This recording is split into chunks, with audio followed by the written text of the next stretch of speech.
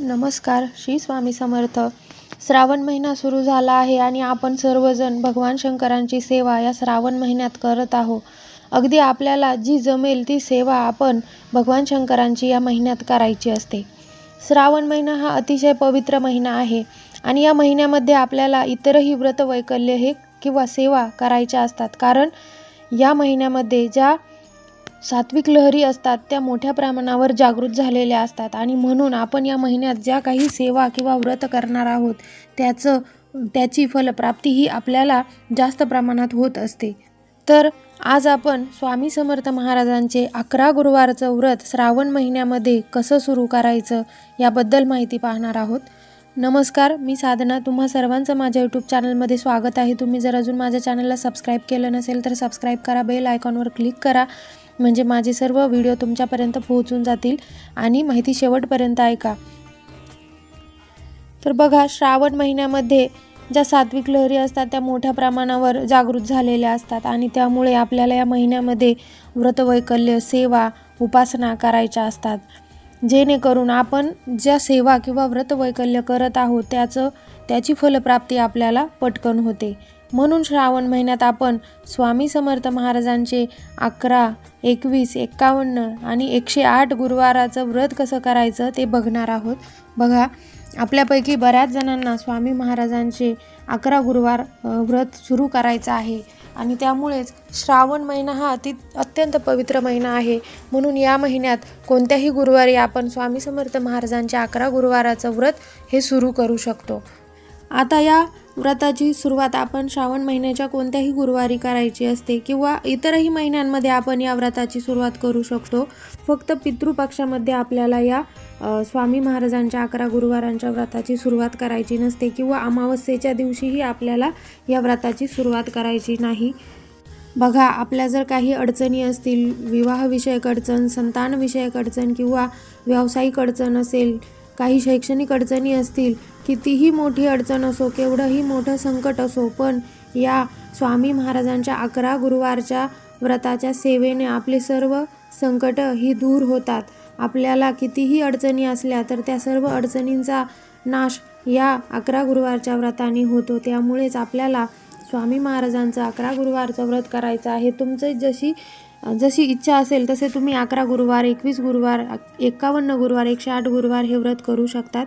9 गुरुवार व्रत करू शकतात, परंतु 9 गुरुवारच्या व्रताची पोथी ही वेगळी असते. तुम्ही त्या 9 गुरुवारच्या व्रताला स्वामी चरित्र सारामृताचं पठण करू शकत नाही. तुम्हाला 9 गुरुवारांची वेगळी पोथी असते, ती वाचायची असते. त्यामुळे तुम्हाला जी इच्छा असेल ते व्रत या श्रावण महिन्यात करू शकता. आता ज्या गुरुवारी आपल्याला या व्रताची सुरुवात करायची आहे, स्वामी महाराजांच्या गुरुवारच्या व्रताची सुरुवात करायची आहे, त्या गुरुवारी किंवा आधी 2-3 दिवस आधी तुम्हाला जेव्हा वेळ मिळेल तेव्हा तुम्हाला तुमच्या शेजारील स्वामी समर्थ महाराजांच्या मठात, केंद्रात, मंदिरात जायचं आहे आणि तेथे जाऊन तुम्हाला नारळ, खडीसाखर आणि फूल स्वामी महाराजांपुढे ठेवायचं आहे आणि स्वामी महाराजांना सांगायचं आहे की स्वामी महाराज, मी 11 गुरुवार स्वामी महाराज तुमचं व्रत करणार आहे. हे व्रत माझ्याकडून तुम्ही निर्विघ्नपणे करून घ्या. ज्या काही सेवा आहे त्या सेवा तुम्ही माझ्याकडून निर्विघ्नपणे करून घ्या आणि माझ्याकडून. तर अशा प्रकारे तुम्हाला व्रताला सुरुवात करायची आहे. आता ज्या दिवशी तुम्ही गुरुवारी व्रताला सुरुवात केली आहे त्या दिवशी तुम्हाला उपवास करायचा आहे. जर उपवास करणं शक्य नसेल तर तुम्ही उपवास नाही केला तरीही चालेल, परंतु तुम्हाला त्या दिवशी सेवा या करायच्या असतात. जर तुमचं आरोग्य चांगलं नसेल तर तुम्ही उपवास नाही केला तरी चालेल. आपलं आरोग्य सांभाळून आपल्याला काही सेवा किंवा व्रत हे करायचे असतात. तुम्ही एक वेळ पोटभर जेवण करूनही हे व्रत करू शकतात. तुम्ही खिचडी खाऊनही किंवा फळे खाऊनही हे व्रत करू शकतात. आता या व्रतासंबंधीचे नियम कोणते? तर बघा, सर्वात महत्त्वाचा नियम म्हणजे आपल्याला मांसाहार वर्ज्य करायचा आहे. आपल्याला आपले 11 गुरुवार पूर्ण होईपर्यंत मांसाहार करायचा नाही. घरात इतर व्यक्ती जर मांसाहार करत असतील तर त्यांना गुरुवार सोडून इतर दिवशी तुम्ही मांसाहार करू देऊ शकतात, परंतु शक्यतो श्रावण महिन्यात आपल्याकडे मांसाहार हा बंदच असतो. यानंतर आपल्याला परान्न वर्ज्य करायचं आहे. बघा, गुरुवारी आपल्याला परान्न घ्यायचं नाही. जोपर्यंत आपले 11 गुरुवार पूर्ण होत नाही तोपर्यंत आपण गुरुवारच्या दिवशी परान्न खायचं नाही. पण जर तुम्ही बाहेर राहत असाल, मेस असेल, तर तुम्ही जेवण करण्याआधी 3 वेळा गायत्री मंत्र म्हणायचा आहे आणि मगच जेवण करायचं आहे. आता तुम्हाला गुरुवारच्या दिवशी म्हणजे तुमचा उपवास असेल त्या दिवशी तुम्हाला ब्रह्मचर्याचं पालन करायचं आहे. इतर दिवशी ब्रह्मचर्याचं पालन नाही केलं तरी चालेल. फक्त गुरुवारी उपवासाच्या दिवशी तुम्हाला ब्रह्मचर्याचं पालन करायचं आहे. अगदी सोप्या पद्धतीनं हे व्रत करायचं असतं. या व्रतासंबंधीचे जे नियम आहेत ते काही फार कठीण नाही आहे. साधे सोपे नियम आहेत, त्याचं तुम्हाला पालन करायचं आहे. आता सर्वात महत्त्वाचं म्हणजे या व्रतासाठी पूजेची मांडणी कशी करायची, तर खूप साधी आणि सोपी अशी मांडणी आहे.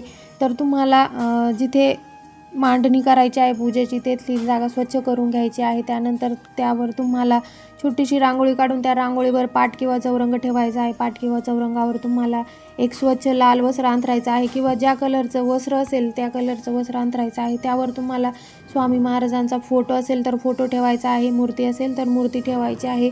बघा, या व्रतासाठी तुम्हाला स्वामी महाराजांचा फोटो हा घ्यायचाच आहे. अगदी छोटासा फोटो घेतला तरी चालेल. तुम्हाला फोटो आणि स्वामी चरित्र सारामृताचा ग्रंथ या 11 गुरुवारच्या व्रतांसाठी पाहिजे असणार आहे. तेव्हा तुमच्याकडे नसेल तर तो तुम्ही आधीच आणून घ्या. आता तुमच्याकडे मूर्ती असेल तर तुम्ही त्या मूर्तीचा अभिषेक करून घ्यायचा आहे. जर फोटो असेल तर फोटो स्वच्छ पुसून घ्यायचा आहे आणि त्या पाटावर किंवा चौरंगावर ठेवायचा आहे. यानंतर हिना अत्तर जर तुमच्याकडे असेल तर स्वामी महाराजांना हिना अत्तर लावायचं आहे. चाफ्याचं फूल महाराजांना खूप आवडतं, म्हणून या दिवशी तुम्ही चाफ्याचं फूल असेल तर ते स्वामी महाराजांना अर्पण करायचं आहे. सर्वात आधी आपल्याला दिवा प्रज्वलित करून घ्यायचा आहे आणि अगरबत्ती किंवा धूप लावायचा आहे. कोणत्याही सेवेची सुरुवात ही दीपप्रज्वलनाने होते. दिवा तुम्हाला लावायचा आहे. तुम्हाला साध्या तेलाचा दिवा किंवा शुद्ध गाईच्या तुपाचा दिवाही लावला तरी चालेल. दिवा लावून झाल्यानंतर तुम्हाला धूपदीप लावायचा आहे आणि यानंतर तुम्हाला एक तांब्याभर पाणी स्वामी महाराजांच्या फोटोसमोर किंवा मूर्तीसमोर ठेवायचं आहे. तुमच्याकडे जर घंटा असेल तर ती घंटा तुम्हाला तुमच्या डाव्या हाताला ठेवायची आहे. यानंतर एका वाटीत खडीसाखरेचा प्रसाद तुम्हाला ठेवायचा आहे आणि जी जपमाळ आहे ती जपमाळ तुम्हाला त्या चौरंगावर ठेवायची आहे. तसेच तुम्हाला एक नारळ या पूजेमध्ये ठेवायचा आहे. जो नारळ तुम्ही पहिल्या गुरुवारी ठेवणार आहात तोच नारळ तुम्हाला 11 गुरुवार ठेवायचा आहे. यानंतर तुम्हाला फळं ठेवायची आहे. तुमच्याकडे जी फळं अवेलेबल असतील ती फळं तुम्हाला पूजेमध्ये ठेवायची आहे आणि स्वामी चरित्र सारामृताचा ग्रंथ तुम्हाला त्या चौरंगावर ठेवायचा आहे. किंवा जागा नसेल तर तुम्ही सेपरेट पाटावर हा ग्रंथ ठेवायचा आहे. अगदी साधी आणि सोपी अशी ही पूजेची मांडणी आहे. परंतु जर तुम्हाला घरामध्ये जागा नसेल किंवा घर छोटं असेल, घरात लहान बाळ असेल किंवा काही कारणास्तव तुम्हाला पूजेची मांडणी करायची नसेल तरी चालतं. तुम्ही फक्त जी सेवा करणार आहात ती तुम्ही तुमच्या देवघरासमोर बसून तुम्हाला स्वामी चरित्र सारामृताचं वाचन करायचं आहे किंवा 11 माळी जप करायचा आहे. तुम्ही पूजेची मांडणी नाही केली तरी चालतं, असं काही कंपल्शन नाही. जर वेळ नसेल तर तुम्ही पूजेची मांडणी नाही केली तरी चालेल.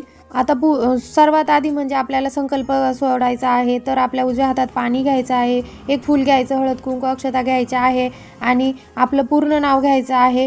गोत्र सांगायचं आहे. गोत्र माहीत नसेल तर कश्यप गोत्र असं सांगायचं आहे आणि मग स्वामी महाराजांना असा संकल्प करायचा आहे की आजपासून मी 11, 21, 51, 108 तुम्ही जितके गुरुवार व्रत करणार असाल तितक्या गुरुवारांचं संकल्प करायचा आहे आणि स्वामी महाराज माझ्याकडून ही सेवा तुम्ही निर्विघ्नपणे पार पाडून घ्या आणि तुमच्या मनात जी काही इच्छा असेल, तुम्ही ज्या इच्छेसाठी हे व्रत करत असाल ती इच्छा सांगून तुम्हाला तुमच्या हातातलं जे पाणी आहे ते एका प्लेटमध्ये टाकायचं आहे आणि ते पाणी तुम्हाला तुळशीमध्ये किंवा झाडांना टाकून द्यायचं आहे. आता सेवा कोणत्या करायच्या तर बघा, तुम्हाला सर्वात प्रथम तुम्हाला सेवा करायच्या सुरुवातीला एक वेळ स्वामी स्तवन म्हणायचं आहे. 11 माळी तुम्हाला स्वामी समर्थ मंत्र जाप करायचा आहे. बघा, तुम्हाला गुरुवारच्या व्रताच्या दिवशी 11 माळी जाप करायचाच आहे. आपण नित्यसेवेमध्ये वेळेअभावी 1 माळ जप करतो, परंतु जेव्हा तुम्ही 11 गुरुवारचं व्रत करणार आहात तेव्हा गुरुवारच्या दिवशी तुम्हाला 11 माळी जप करायचाच आहे.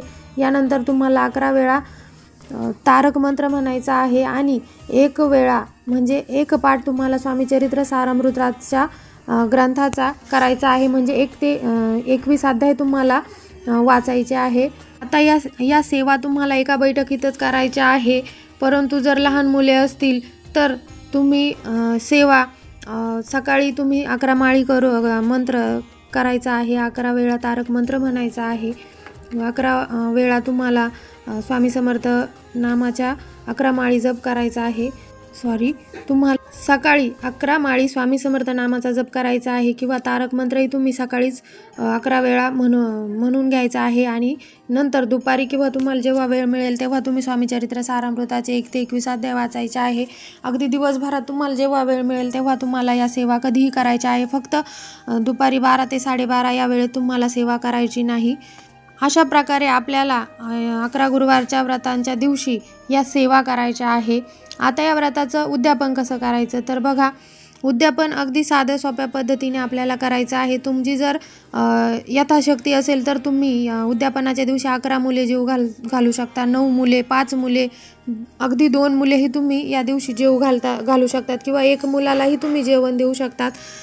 जर तुमची इच्छा असेल तर तुम्ही एखाद्या ब्राह्मणाला शिधा द्यायचा आहे किंवा एखाद्या जोडप्यालाही तुम्ही जेवण उद्यापनाच्या दिवशी देऊ शकतात. किंवा तुम्ही मुलं तुम्हाला 11 नाही मिळाली तर तुमची इच्छा असेल तर तुम्ही उद्यापनाच्या दिवशी आपल्या देवघरासमोर जे काही तुमची यथाशक्ती असेल तितका शिधा तुम्हाला काढून ठेवायचा आहे आणि हा शिधा तुम्हाला नंतर एखाद्या मंदिरामध्ये दान करायचा आहे किंवा जे गरजू लोक असतील त्या गरजू लोकांना हा शिधा तुम्हाला द्यायचा आहे किंवा तुम्ही ब्राह्मणांना देखील हा शिधा देऊ शकतात.